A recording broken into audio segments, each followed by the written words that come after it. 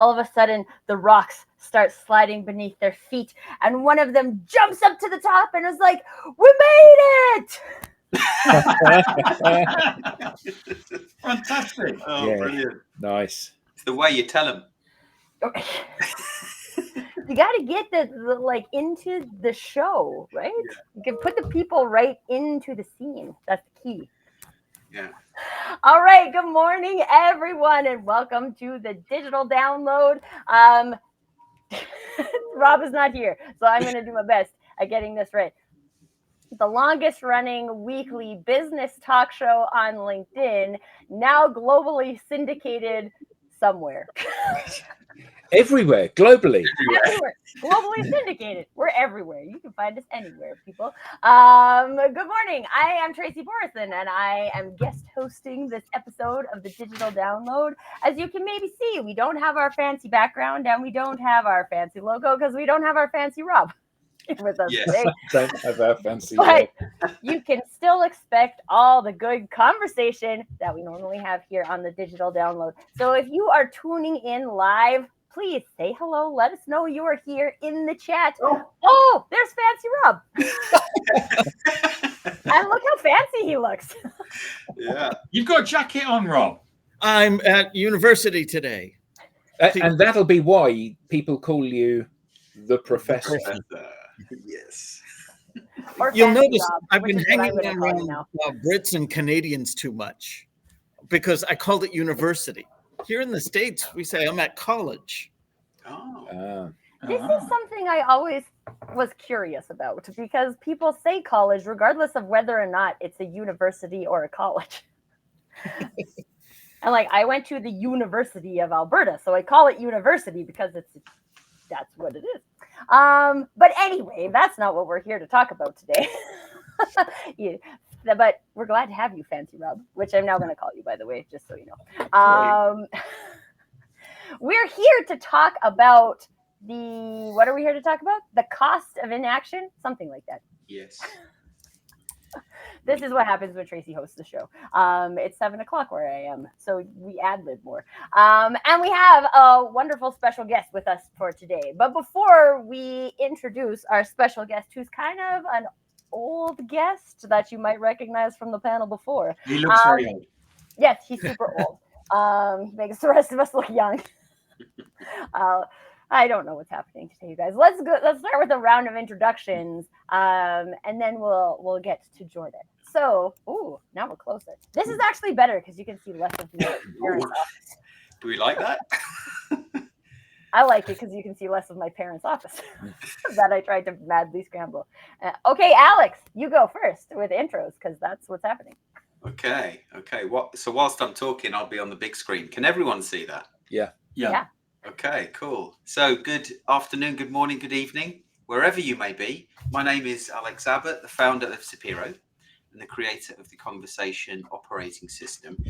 And if we have time a little bit later, I might share a story about the cost of inaction, and had a little help from ChatGPT, but I do like the story that I found. Now I've confused things because we don't know who's next. The order. Now you have to just pop someone up and it will be that person. Okay. The professor. Hi, all. I'm Rob Durant, founder of Flywheel Results, a proud DLA Ignite partner, and I help startups scale. Oh, thank you, Rob. It's my go next. Hi, I'm Tim Hughes. I'm the CEO and co-founder of DLA Ignite, and I'm famous for writing the book Social Selling Techniques to Influence Buyers and Changemakers. And we should point out your festive jumper, I think. Yes, thank you. Wonderful. Hi, I'm Adam Gray. I'm co-founder of DLA Ignite, which you just heard Tim say that because we're business partners.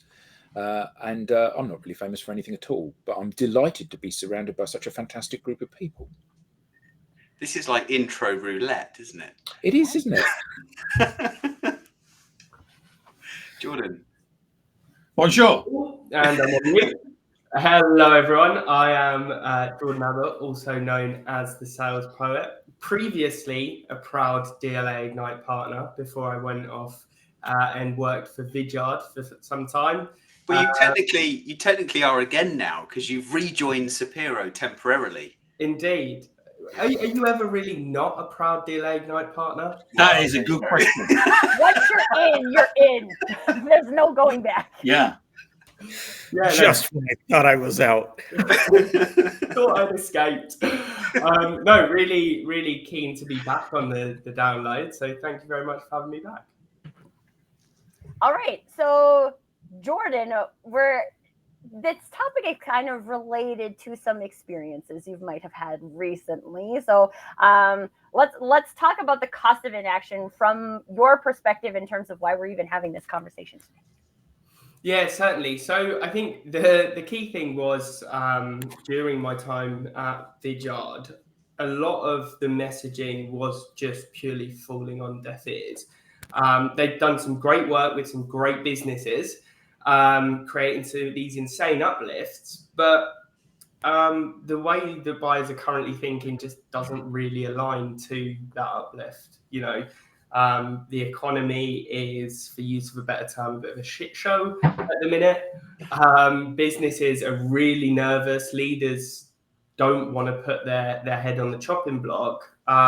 So we've moved from this growth at all costs mindset, particularly within the tech space, to a much more conservative one where businesses are just trying to protect what they currently have. So, of course, this messaging that's leading with we can provide 4x ROI isn't necessarily going to resonate, because that's just not how they're currently thinking. And I think it's interesting when you think about that based on what Bob said about could cost of inaction also be phrased what's your shoulda, woulda, coulda story. We all have at least one. I actually think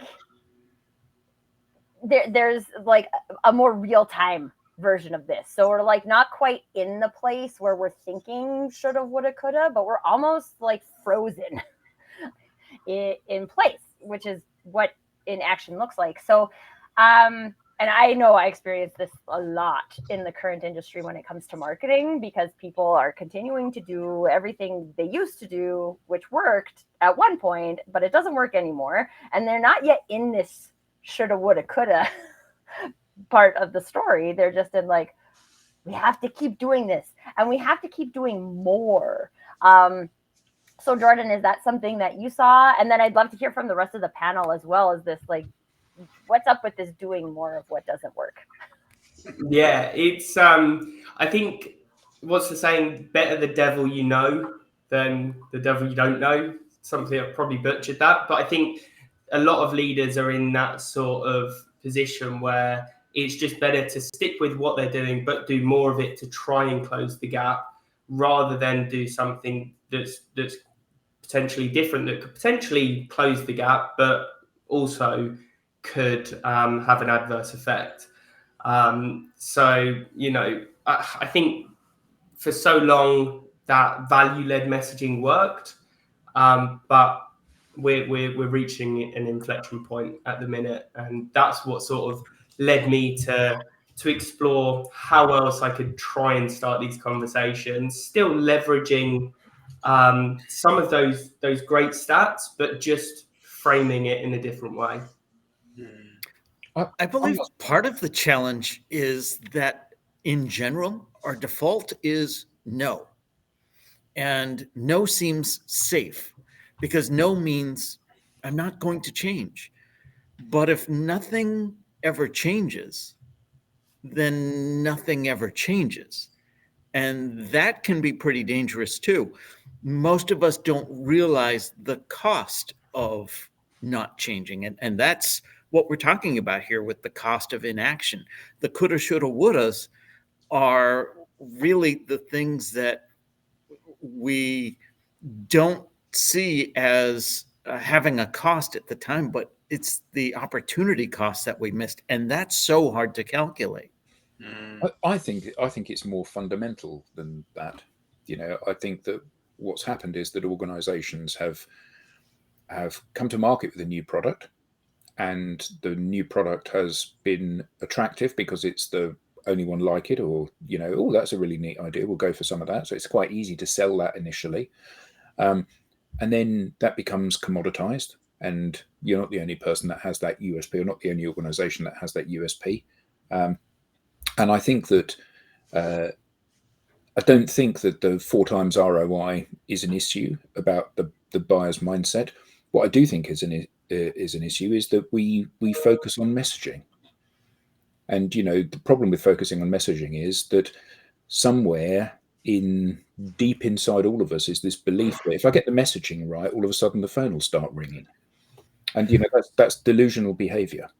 So when people say, "Oh, I'm going to post something and it'll go viral and it'll be great and 1 million people will see it," but the phone still won't ring, because people are not going to do your job for you. So if I want you to buy something, Jordan, I have to basically knock on your door and convince you that I'm a nice enough guy for you to listen to what I'm going to say, and then have a compelling enough reason for you to want to buy what it is that I'm selling. For me, just to put some stickers up on the lampposts is an irrelevance, and you'll see it as an intrusion rather than something that you'll engage with.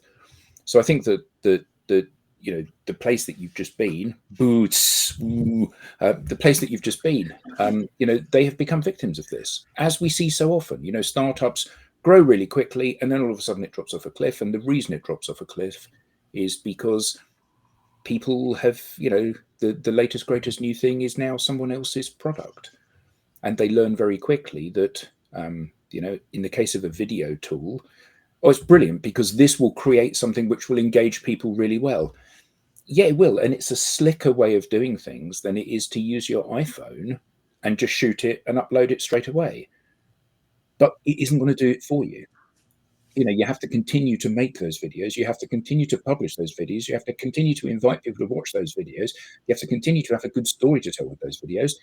And most people don't bother. And that, I think, is what the problem is. Well, and I think one of the things when I was thinking about this, specific from the video production scenario, is that this is something people buy when they have money, right? When people have budget to play with, they will buy that type of stuff because they're like, okay, it'd be really great to have an explainer video about what our software does. So like, let's have this, right? And we do it because we have a extra $1,000 or $1,500 that we can just throw at stuff. Not as many businesses have that anymore. And so now when we're thinking about what we're going to invest in from a marketing perspective, we're using more judgment than we used to use. And so now more of the relationship comes into play, more of the, yes, the ROI, but I think people have stopped believing that anything can just 4x my ROI, because I've tried a whole bunch of things that promised me they were going to 4x my ROI and they didn't. So now I can't believe anything would do that because it must all be marketing fluff. Yeah, it's like my gym membership in the industry. It's like my gym membership. I pay that month over month and nothing happens. I did not get 4x ROI. You mean I have to do something? You took my money and you promised these results. You said nothing about me doing any work. Well, and I think a lot of these things too have been based on like, okay, you give me your messaging, I'll turn this into a video, right? But who's making the judgment call on whether or not that content, like Adam said, means anything, right? So now I say this to my clients all the time. Okay, you can invest this much into a video that nobody's going to see because we don't have a strategy for people to see the video. Okay, we're just creating a video. We need to talk about how these things are connected. And I think one of the problems, and I'd love to hear other thoughts on this too, is that so often in the industry, we're saying like, this is the answer, video is the answer, or even like social selling is the answer. And we have one thing, but none of these one things work unless they work together, right? This is part of a system. Yeah, I think what we're talking about here is quantifying, highlighting and quantifying the pain often before someone's actually felt it fully. And I'm sure we're going to get into some examples in a minute, Jordan, but it I think now presents a time for me to tell that little story, because... Tell the story, Alex. There was There was Once upon a time. once upon a time there was a procrastinator, and the procrastinator had a problem about procrastinating. So he went to the guru and shared this problem with him, and the guru said, "I want you to go home and plant a tree in your garden." So, slightly confused, slightly baffled, but feeling somewhat inspired, he went and bought a tree and took it home and said, "Oh, I'm going to plant that tomorrow." And The end. Procrastinator. Got it. There's more. So, tomorrow came, weeks flew by, and one hot summer's day, when this procrastinator was feeling like he needed some shade, he thought, "I'll go and plant my tree." And he went to grab the tree, and it had withered and died. So he went back to admitting his fear, and the guru nodded and said, "Well, you see, the cost of inaction is not just a loss of shade, but also the loss of time, the loss of the opportunity, and even the tree itself sometimes later becomes never." And I think that, that right there is the thing, what is the cost of inaction, and how do we help people to truly quantify that? It's a good story. And one of the things that I think, I'm thinking coming out of this is that in a business scenario, the tree dying is the business dying. And I think a lot of times we don't extrapolate out that far. We think well, this is something that worked. I'm going to keep pushing it and pushing it. It's going to work again. Right? That's the mindset. And what did Bob call that? Entrenchment. Bob Britton. Yes, Bob Britton. He called it entrenchment. And this is the thing, but we don't ask ourselves enough questions to actually dig ourselves out of our trench, and then we kill our tree. But we did that. So there's a level of responsibility here. And Jordan, one of the things you referenced earlier on in the show was a fear. There's a fear of doing something different.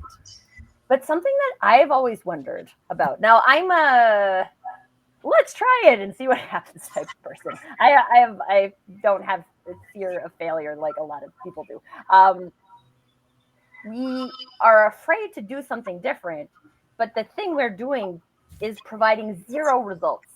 I've shared this example on this show before. I was working with a sales rep who was getting no meetings booked, 125 calls a week, no meetings booked. So as far as I'm concerned, that's completely unproductive, and we should try something else. We tried something else for a week. He made 8 calls, booked 3 meetings. And all my CEO could say about it was that, how come you didn't make 125 calls? Entrenchment, folks. What we're doing now actually is working.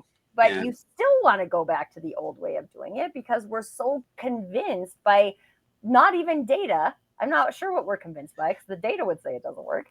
That we're convinced by personal experience, aren't we? Because 30 years ago, when I started calling people, I knew that if I called more people, I'd have more success. So now you're setting out. Now you need to go through the same process. Yeah, when I first started cold calling, people really enjoyed it. People loved hearing from me because it was the only way they knew about what was going on. Because, of course, there was no internet. But if I take that and apply it to today's thinking, it's relevant. What about, do you think if we look at COVID and the overhiring that happened post-COVID, and now we're in this space where, there continues to be redundancies. I think, was it Spotify just made a load of redundancies, didn't they? And it's still happening. So do you think businesses look back, or people within businesses look back and say, we made a mistake?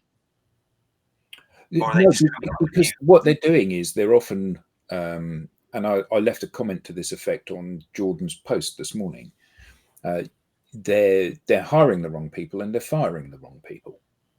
So if you're a salesperson and you are at more than 100% of your number, then you should be cost negative to the business. It should be cheaper to keep you than let you go, shouldn't it? And if that isn't the case, then the number that you've been set is the wrong number, or the remuneration package is the wrong package. But within every organization, the top performing salesperson should be the last person to be let go. And that's a mistake that a lot of businesses make. They go, headcount, okay, well, you guys in your team, we'll get rid of all of you and we'll keep this team over here, rather than saying, okay, you're a high performer, you stay, you're a low performer, you don't stay. And it's this almost like a self-abusive behavior within the business. You know, and we see this time and time and time again. Is that where you know there needs to be some training, some guidance within businesses to truly understand the impact of the decisions they're making? So, you know, here is plan A, here is plan B, here is plan C, here is the uplift for the business for each of those paths, and here is the cost to the business if we fail. But I think this is just about diligence within the business, and it's common sense, isn't it? You know, so I go to Tim and I say to him, I think it's a really good idea if we spend £100,000 on advertising, and I convince him that it's a really good idea. So we spend £100,000 on advertising, and he says to me after the campaign is complete, how much stuff did we sell us off the back of that? And I say, I don't know. And understandably, he's very, very upset about this. And I say, I need a bit more time. So I pull the figures together and I say, we sold £50,000 worth of product as a result of this. And he said, so I gave you £2 and you gave me £1 back. How's that good business? And the next time I go to him and say, I think we should do an advertising campaign, he should say, no. One of the words will be off. one of the words will be off. It'll be a very, very short sentence. But I think that the problem that we have in the overwhelming majority of organizations is that they're successful by luck. And when the luck runs out, they don't know what they need to do things differently. And your idea, Tracy, you know, the fact that I'm doing this, it doesn't work anymore. Well, I'll stop doing that and I'll do something else. The worst that can happen is I get no benefit, the same thing that I had before. But most organizations don't seem to operate that way. You know, Tim and I know somebody who is a senior marketer, and we said, yeah, but you know, this thing you're doing, this advertising campaign you're doing, it doesn't work, does it? And he said, no, they don't work, but you've got to do the basics, haven't you?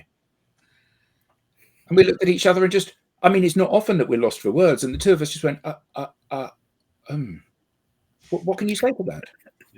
But no, actually, you don't.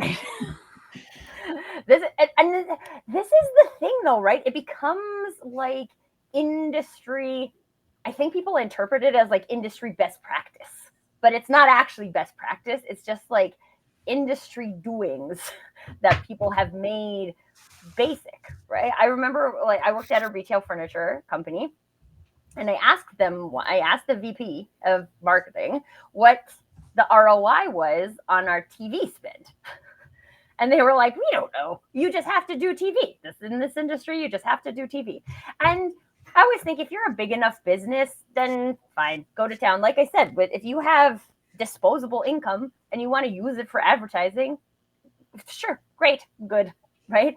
But if you're in the scenario where now you are laying off salespeople who are reaching more than 100% of their quota because you don't have enough funnel, you're not asking the right questions. Absolutely. And I think the thing about a lot of advertising this comes down to asking good questions. Advertising is great because it creates that kind of background visibility and that noise in the marketplace about it. No, it doesn't. People have got better things to do with their time than tune into your vacuous adverts. And that's the truth most of the time, isn't it? Advertising is a bit like urinating yourself, isn't it? It gives you that warm feeling earlier on, and then you realise it's actually a big smelly mistake. Well, that joke was way better than my joke at the beginning. That just come from nowhere, Tim. No,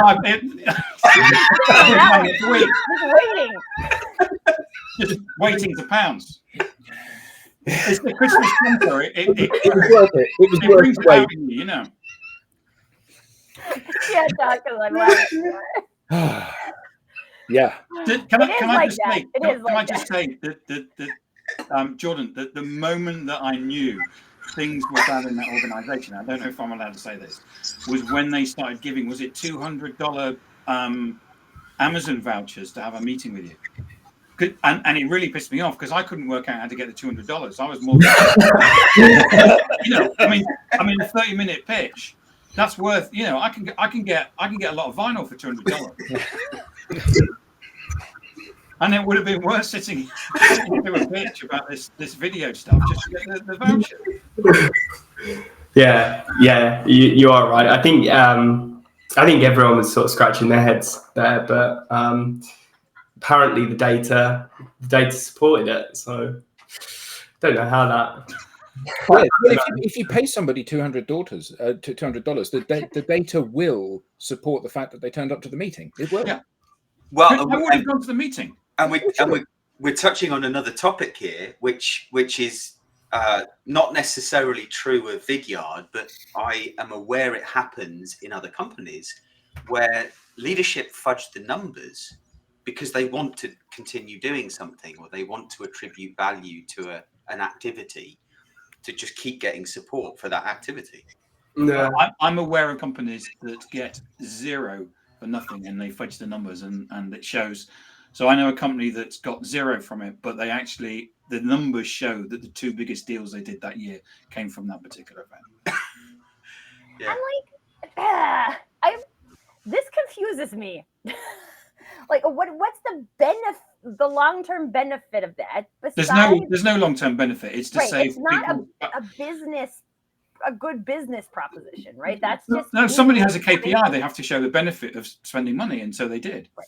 Yeah. The benefit is I kept my job. Yeah. Right. Yeah. Absolutely. But then, in the grand scheme of things, we have a KPI problem. We have a remuneration problem. Like we're not actually now on a team together moving the business towards success. We've actually created competition between the departments to win, which is actually hurting the business. Yeah. But I can't control those other things, Tracy. I can control the numbers that I report. And if my job depends on it, you damn well better think that I'm going to report the best numbers that I can report. Fudge them? No, but if I can take credit for something. Being business? No, but it doesn't. It doesn't, does it? For your business, it does.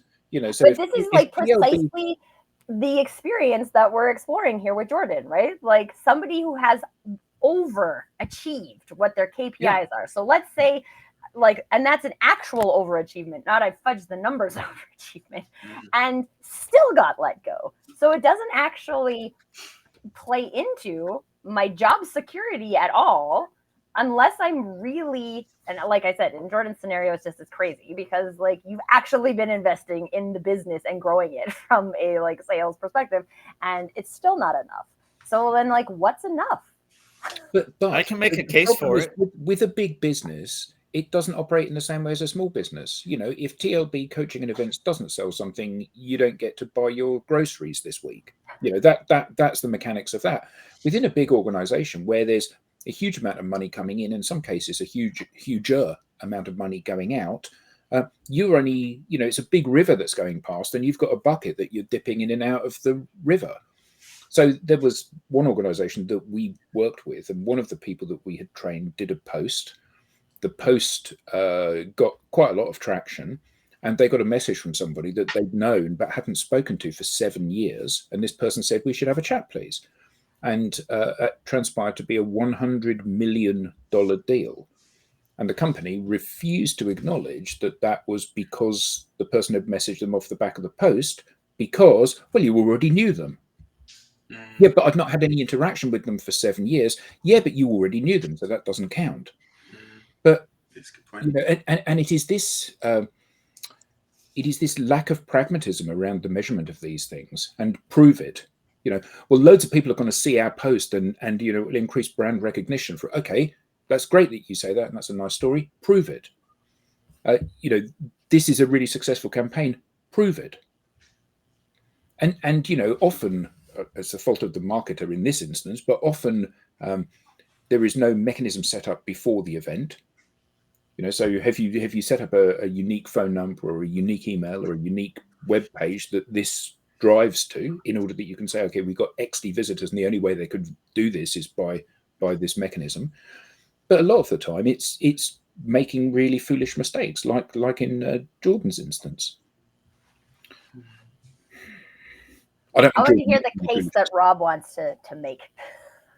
So you were just asking, how is it in the leader's best interest to fudge the numbers while we're letting people go? First of all, I'm not advocating for fudging the numbers, but I am saying that everyone will want to take credit for success. So the marketing team is going to say it was the event that we ran that brought that customer in. The salesperson is going to say, no, it was me being a great salesperson that brought that customer in.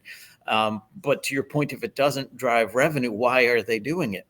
If I can kick the can down the road for one more quarter, keep my job for one more quarter, while polishing my resume with, hey, look at this success that I drove, that is in my best interest, where the company didn't benefit at all. It's because we have a misalignment between the company's objectives and my personal objectives that would drive behavior like that. But how do you otherwise justify that? Nobody in marketing wants to say, yeah, I'll be held accountable for sales revenue because I can't control I give sales these great opportunities and they screw them up. I don't want to be held accountable for that. So that's how it breaks down. And that's where the case could be. Well, I say case could be made. I still wouldn't justify it, but that's the reasoning. And I'm sure that is something that lots of people have done. So like somebody's making a case, right? For sure. Yeah. And this is something that's interesting because I saw a while back, there's a lady in my network who had posted that she had been made redundant and worked in the marketing department and had done all of these things, right? Grown the community by X amount, gotten X amount of podcast interviews for people on blah, blah, blah, all these things, which I happen to know she had KPIs for. So these were the things that she was supposed to do on behalf of the business. She was made redundant. And so what my brain says is those things don't drive business, because if they did, there would be enough money to pay this person to keep doing those things. That's what my brain said. But the thing that's interesting is that like now this is what's on her resume, right? I've done this and I've done this, and their achievements, and they're perceived as achievements, I think, both personally and in the market, but they don't actually contribute to business growth. And that's a problem with the KPIs, right? I was hired to do this. I did this. And now if they were actually meaningful, they would have driven the business. Like Adam said, with the sales remuneration, right? If you can't keep someone who's selling more than 100% of quota, you've done something wrong here with your math. Mm. But then whose responsibility is that? Is that the leader's responsibility? Is that the CFO's responsibility? Well, let's circle try back. to avoid it. Let's circle back to this whole thing about the cost of inaction. And what we see time and again is organizations are, it's not that they're not doing something, but they're doing the same things, the things that used to work. And there is a fear about doing something different, even though the cost of inaction is, well, continuing doing what they're doing. They know that they're on a downward spiral because they see that they have no pipeline, they have no revenue, and that only leads to one place. So the challenge is, how do you get people to do something different, to have an experimental mindset, to try something they haven't tried before, knowing that the worst that can happen is they're no worse off than they were before. Invoice them. I was thinking the cost of inaction, and we've said it's one of these unrecognized costs. I didn't buy your software, so I did not get a 4x return on my investment. Invoice them for the 4x. It'll at least start the conversation. Where the hell do you get off? Well, this is what you missed out on. But that's why there is that inaction, because I don't see an immediate cost to me for not doing something. Yeah. It's a bit like Alex's story, isn't it? That the procrastinator didn't see anything initially. There's no impact. No. So how ideas then, folks? How can we bring more besides invoice them?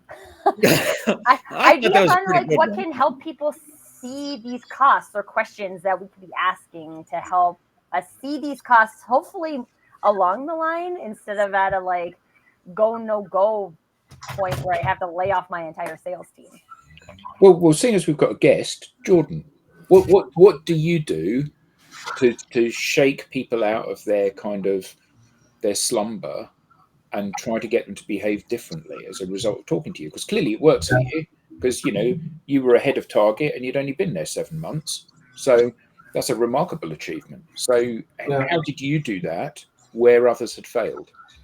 Yeah, so the first step I took was simply reverse engineering all those incredible uplifts. So, we can help you to book 4 times more calls. The way that I would frame that is, are you aware that you're only reaching a quarter of your meeting booking potential? And essentially just using that as a mechanism to enter that consultative conversation where those different costs can be brought to light. So rather than just purely making a statement, it's just asking a question that's associated to a cost of inaction, and then being able to continue on that conversation. Because I think there are a few times where it got people's heckles up a little bit and they got a bit defensive. That was fine because they responded and we started having that conversation and went on that journey together. And I think that was the key, really, rather than making bold statements about the uplift. It was just asking the question and seeing if that question resonated, if they thought about it in that light previously, or if not, if they were unaware of it at the time. And it wasn't just an email; it was an email and a video. It was you explaining it. Is that right? Yeah, at times. So I was using social as a mechanism to build relationships, and then all of my email copy was centered around the cost of inaction. Mm. And as I said, it was purely just asking questions in different ways, trying to unearth something that some piece of insight, something, something that resonated with the prospect to then to continue the conversation, essentially. And then would you? Sorry, go ahead, Alex.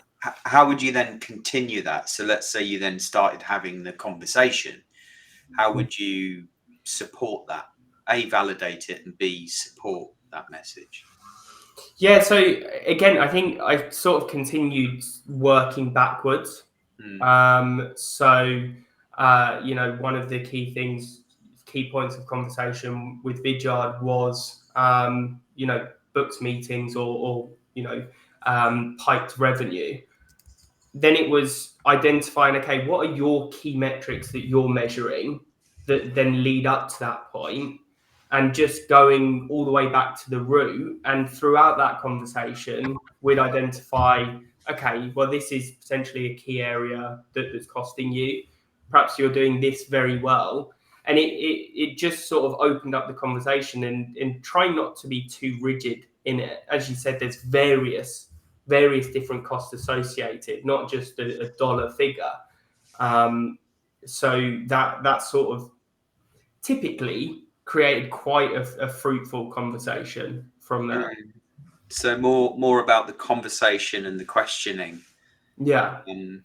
How, talk a little bit about the temptation to then say, but we can 4x your revenue or pipeline. Did that come into the conversation, or did you always keep it at that level where it was questioning? And no, it definitely crept in at times, whether it be out of tiredness or just because there is a bit of friction and it's so easy to fall back on the figures, right?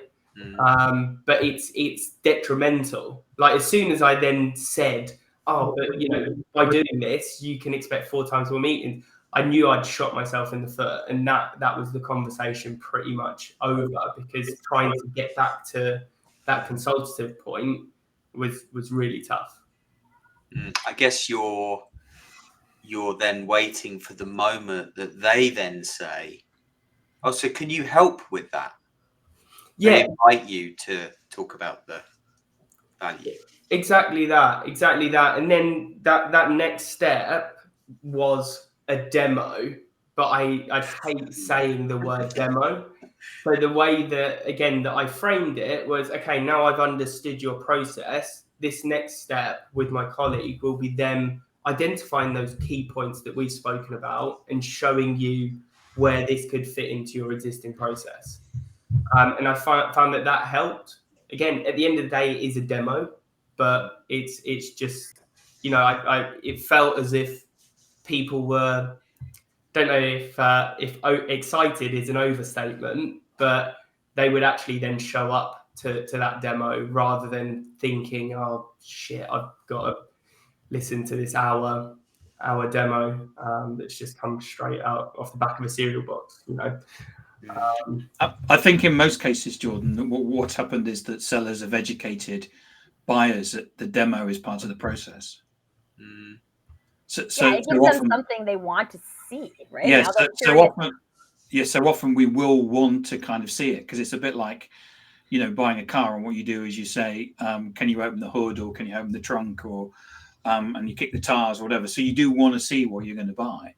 But we also have educated people to say that it is part of the process. The bonnet and the boot for English viewers. But I think that the biggest issue for most people, so in my experience of talking to organisations, they never acknowledge that they have a problem pitching, and they never acknowledge that they have a problem closing.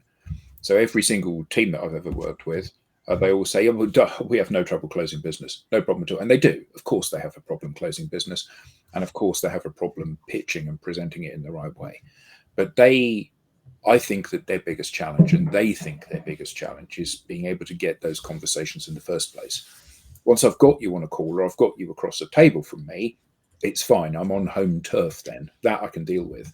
So how do I get you from out there in the ether, one of my target companies, target accounts, target areas, how do I get you on a call with me so that I can woo you with my charm and intelligence?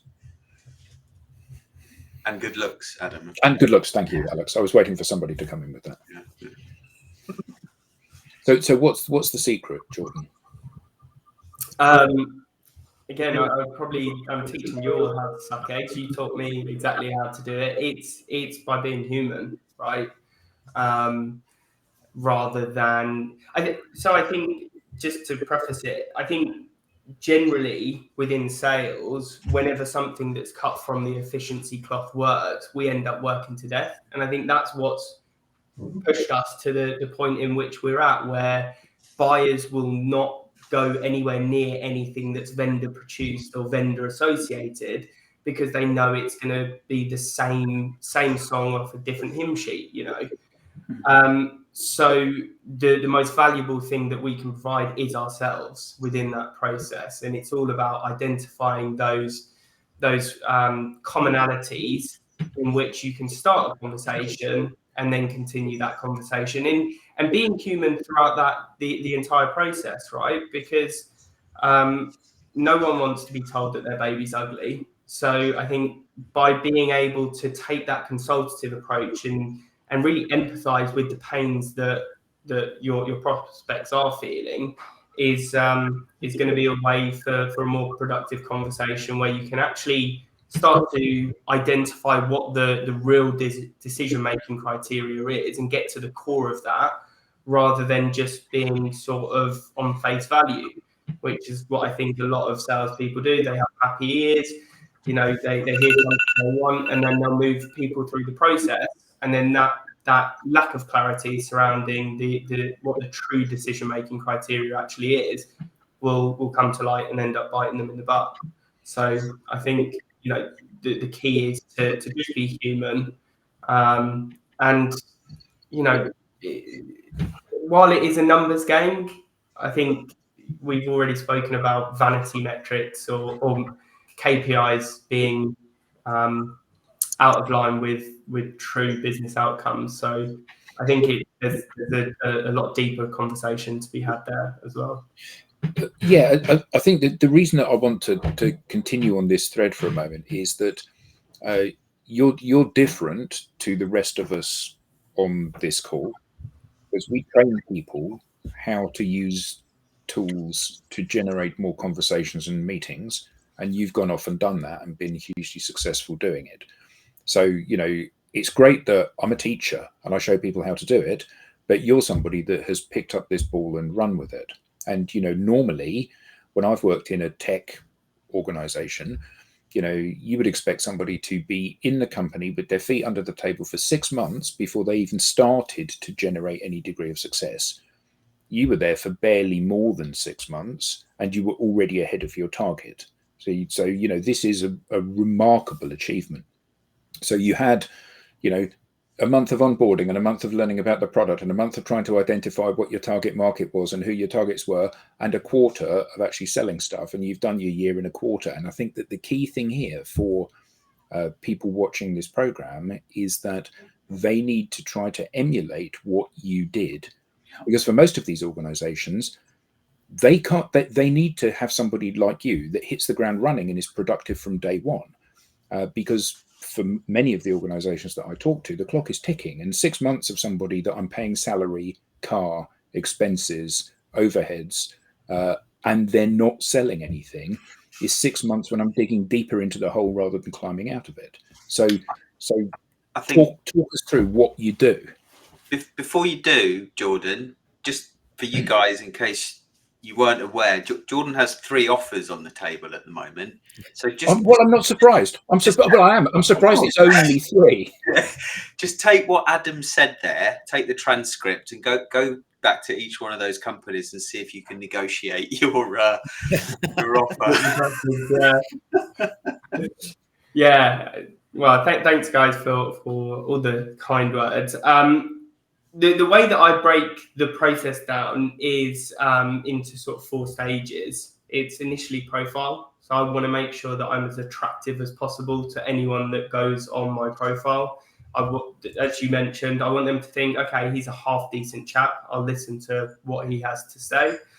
The next is connections, and then moving into engagement. And I'll sort of pair those 2 together because I think, you know, they are almost synonymous. So the more people I connect with, the more people are going to see my stuff, the more people are going to hear what I have to say. And then the law of averages, the more people are actually going to accept that call for me. And then the third piece is engagement. And this is the most crucial piece. Because throughout my time at Vidyard, whenever the engagement dropped, so did everything else, right? So it's all about inserting myself to as many networking conversations as possible on social, dropping likes, dropping comments, trying to stimulate a conversation within the comments section. But also sort of selfishly, that then influences the content that I create and I publish. And, you know, if I'm casting the net wide, I can identify posts that are tightly aligned with what I'm doing. If I'm working in a territory, then it's a case of going through each prospect, looking at what they're engaging with, and then engaging on that, because they're going to be notified that I too have shown an interest, and they're going to be more likely to accept my connection, have a conversation, and it gives me a reason to reach out to them, right? And then that final piece is publish. So create content that's true to you, that tells a good story in an outside of the box way. That's more for my own sanity's sake. And then that, of course, lives on my profile. So we go full circle, and it ends up having multiplicative effects on the previous, and so on and so forth. I want to just add something really quick on there, because for those of you who are watching, you can see that Jordan's tagline is the sales poet. And I think the important thing to notice here is this isn't actually about creating a whole bunch of sales poets. It's about people finding their thing, Right? If you follow Jordan, you'll see that makes sense for him based on how he expresses in his background. And there's a trust the marketer to come back to branding. There's a branding component of this that is unique to Jordan, and each of us have done a similar thing, right? Like we have our thing. Adam's got guitars. Right? This isn't about saying like, oh, I'm trying to pick something in my office because this isn't my office. That's not representative of me, but I can't reach it. Boring gray binders.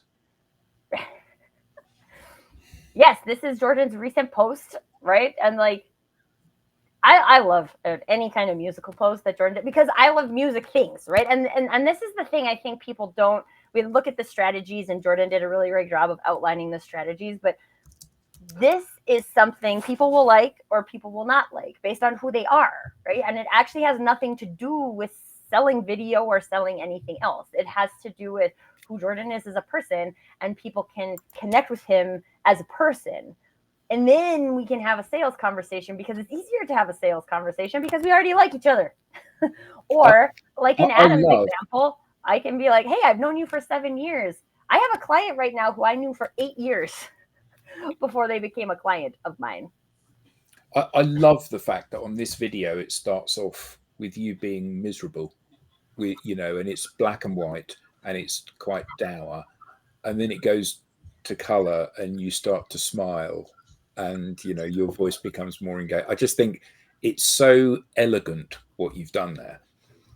But it's also not about everybody doing that. No, but it is about finding the ways that you can express yourself. And for some people that's in writing, and for some people that's in imagery, and for some people that's in video, and for some people it's just being nice to other people. Yeah, that is my statement. It's got a good vibe. You guys should watch it. Follow Jordan. It's lots of creative stuff. I want to quickly come back because I know we're running out of time here, but Bob had a really interesting conversation about putting a good person on a bad system, and the bad system will win every time. Because I think this does play into the conversation about inaction, right? So and this happens a lot in sales, a lot. We cycle people through a bad system, and we just cycle people every 18 months. We get new people, and we think that that's action because we're hiring people, we're training people, we're doing things, right? So that's not inaction, but I'm hiring them into a bad system and I'm not doing anything about the bad system. And therefore we continue to have this churn. The inaction is really based on the system component. So we've talked ad nauseum about the KPIs that don't work. And these are the things that we really need to look at is where is our inaction happening, right? Where is action actually covering up inaction? And that might actually be where our pain point is. So I wanted to call out that comment because I thought it was really relevant to the conversation. Well, and I think to that point, Tracy, and to what Jordan was saying earlier, I think that's where the questioning is so vital to try and help the individual understand the outcome of continuing doing the things that they're doing today, or where they'll end up if they continue doing the things that they're doing today. So I think there's just a curiosity that we could bring to the table that, and not just, I'm putting us into the category of leaders, but empowering our organizations to ask questions about what are the pieces of this process that you see are working, that you see are not working, or that are working for you but not your coworker, or because everybody who's a salesperson has a unique selling identity and all of these things too, right? Like asking these questions around inaction, and at the same time then being able to listen to those questions and not be so this is the way we do it. But I don't know if I know an answer to this is the way we've always done it conversation. Any last thoughts from last thought from me, plant that tree. Plant the trees. And Yeah. it's good for the environment as well. Last thought from me. If there is no pain, you won't do the thing differently in the future.